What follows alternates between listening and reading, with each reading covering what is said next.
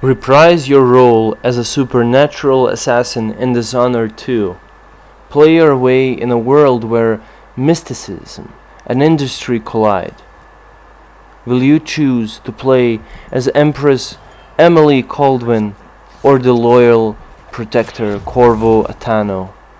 Will you make your way through the game unseen, make full use of its brutal combat system, or use a blend of both?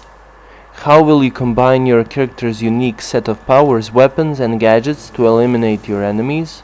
The story responds to your choices, leading to an intriguing outcome as you play through each of the game's handcrafted missions. Hello everyone, and welcome to my channel, and today I'm doing a review of a game that is very underrated, and it's called Dishonored 2. And this game was made by Arcane Studios and published by Bethesda. The game is the sequel of the first Dishonored game, which is highly popular, in which you play as Corvo Attano. And now, I don't understand why this game isn't praised as the first one. And I don't really understand, cause you see, this game isn't just a sequel, it did everything better. From the graphics, game mechanics, new abilities, and its locations.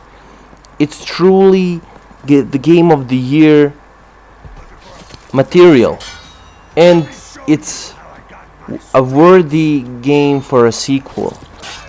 It improved everything, and then you look at the games like Assassin's Creed and Call of Duty, where they give you every year the same bullshit, and the people still buy it. And I mean, that just explains how fucked up the game industry is nowadays, and how fucked up some gamers are.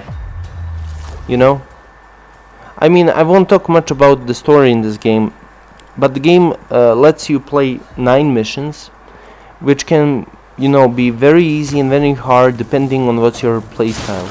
Basically, you can pick 2 characters, as Corvo or as his daughter, the Empress, Emily.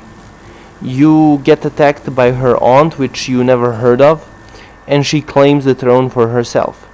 She, throws you away from the castle, and she turns the other character, which you haven't picked, into a stone.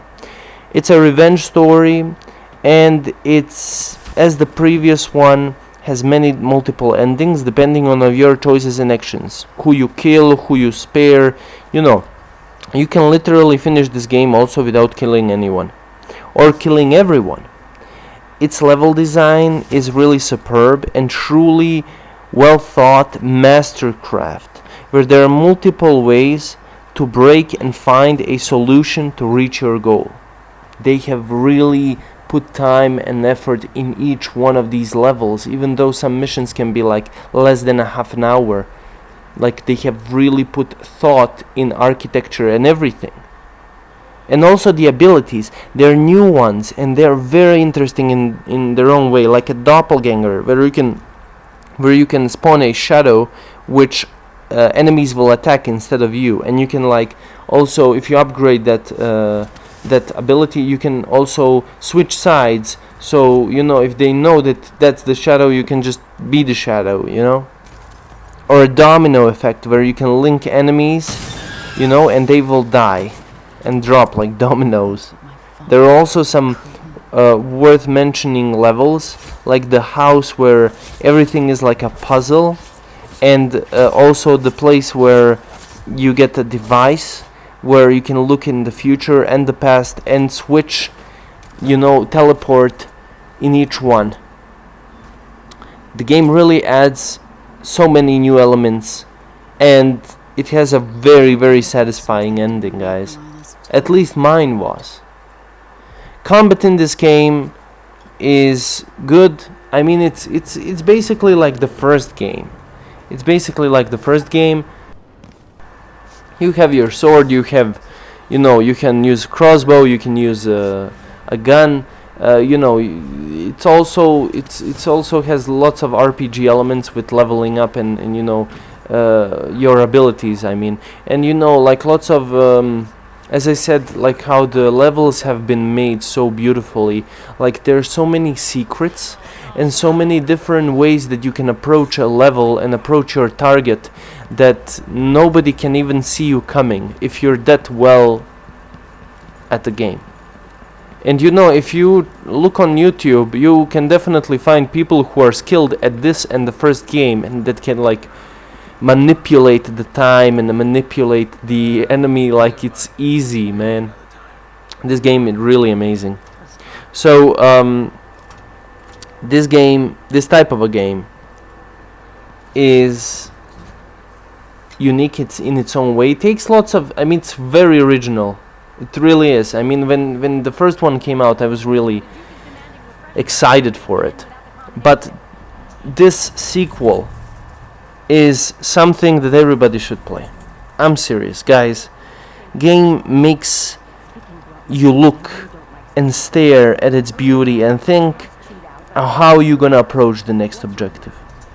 Whether this game, you know, you played it or not, this really is truly a masterpiece and very underrated game. And nowadays you can really buy it for cheap. If you're on PC, you can get it for 10 euros, or on PlayStation 4 easily, very easily. And it's definitely worth to buy for $60 or 60 euros. It's worth. It gives you freedom.